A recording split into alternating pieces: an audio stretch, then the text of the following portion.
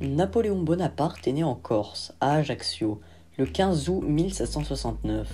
Son père, Charles-Marie, est avocat, avec sa femme Laetitia. Ils ont déjà un fils, Joseph a 1 an de plus que Napoléon. La famille fait partie de la noblesse. Nous sommes avant la Révolution française et c'est le roi Louis XVI qui règne. Elle possède quelques terres agricoles, une maison en ville, mais elle n'est pas très riche. Les Bonaparte vont avoir 8 enfants, Lucien, Élisa, Louis, Pauline, Caroline et Jérôme.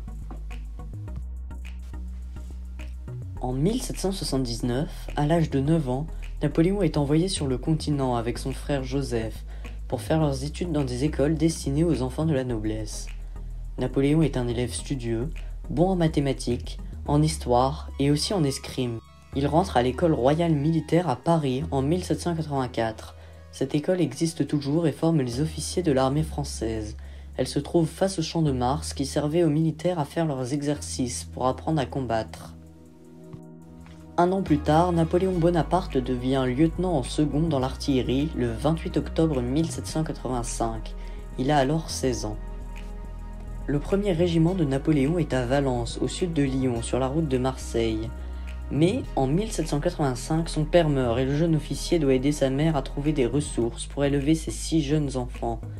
En juillet 1789, c'est le début de la Révolution française. Napoléon a 19 ans. En Corse et à Paris, Napoléon assiste à de nombreuses manifestations très violentes. En 1792, la République remplace la monarchie. Les monarchies européennes font la guerre à la France républicaine. Devenu général en 1793, Napoléon Bonaparte est envoyé commander l'armée en Italie en 1796.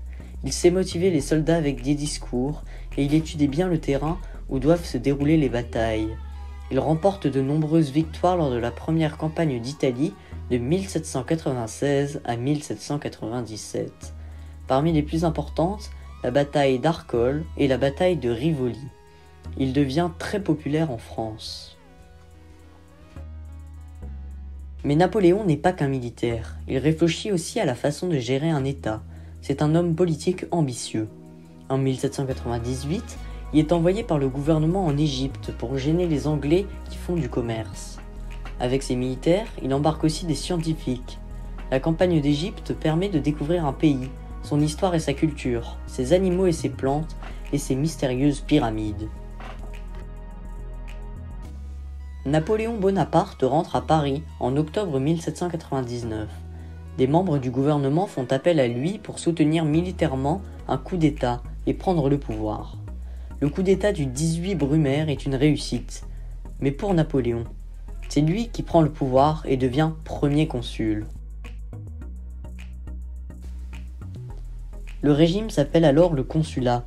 Napoléon gouverne avec 2 autres consuls, des assemblées de représentants des citoyens et une administration bien organisée. Sous le consulat, Napoléon crée des institutions pour réorganiser la France après la période de la Révolution française. La Banque française, les préfets pour gérer les départements, les lycées. Le Code civil est le texte le plus important de tout son règne. Il définit les lois uniques, valables pour tous les citoyens et partout. Sous la Révolution française, les décorations nationales ont été interdites. Le 18 mai 1804, le premier consul Bonaparte devient l'empereur des Français. Napoléon a organisé un plébiscite, c'est-à-dire un questionnaire pour savoir si les citoyens sont d'accord pour qu'il reste au pouvoir et devienne empereur. La majorité des citoyens, hommes, les femmes ne votent pas à cette époque, ont dit oui. Sans surprise, car les Français ont du travail et la paix règne en France. Pour être sacré empereur le 2 décembre 1804, Napoléon choisit Paris et non Reims comme les rois avant lui. Comment Napoléon dirige-t-il l'Empire ? En devenant empereur, Napoléon Ier maîtrise encore plus le pouvoir.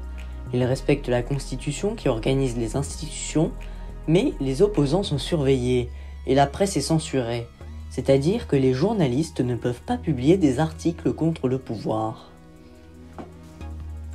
Comme dans une monarchie, Napoléon doit avoir un fils pour lui transmettre le pouvoir et faire durer la dynastie des Bonaparte, mais sa femme, Joséphine de Beauharnais, ne peut plus avoir d'enfants. Napoléon se sépare alors d'elle et épouse en 1810 la fille de l'empereur d'Autriche, Marie-Louise. En 1811, Napoléon a enfin un fils. Il s'appelle Napoléon François-Joseph Charles et reçoit le titre de roi de Rome. Car oui, Napoléon Ier est aussi le roi d'Italie. Napoléon Ier installe ses frères et sœurs sur le trône de plusieurs pays. Son frère Louis devient roi de Hollande en 1806 et son frère Joseph devient roi d'Espagne en 1808. Ses sœurs, Élisa et Caroline, gouvernent des États en Italie. Directement et indirectement avec ses frères et sœurs, Napoléon règne sur une grande partie de l'Europe. Une situation qui ne plaît pas du tout aux monarchies voisines.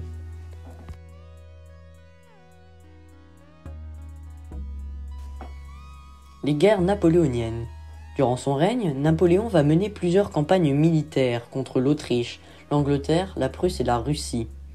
Le 2 décembre 1805, il remporte la grande bataille d'Austerlitz contre les armées autrichiennes et russes réunies.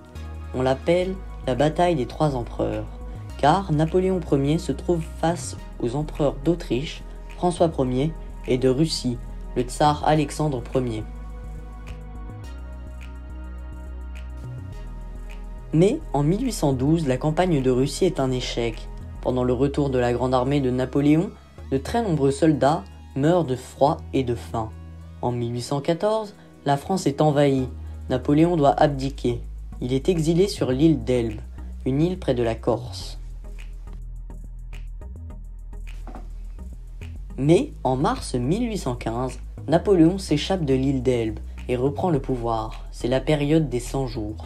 La guerre reprend et il perd la bataille de Waterloo, près de Bruxelles, en Belgique, le 8 juin 1815. Il abdique pour la deuxième fois. Son fils Napoléon François-Joseph Charles n'a que 4 ans. Il ne peut pas régner.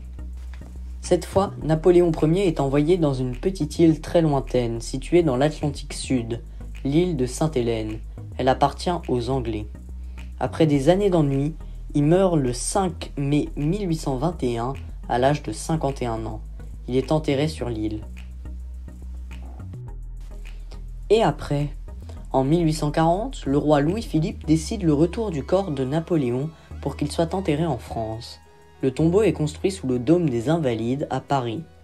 Le jour anniversaire du sacre et de la bataille d'Austerlitz, le 2 décembre 1840, est organisée une grande cérémonie pour le retour des cendres de l'empereur.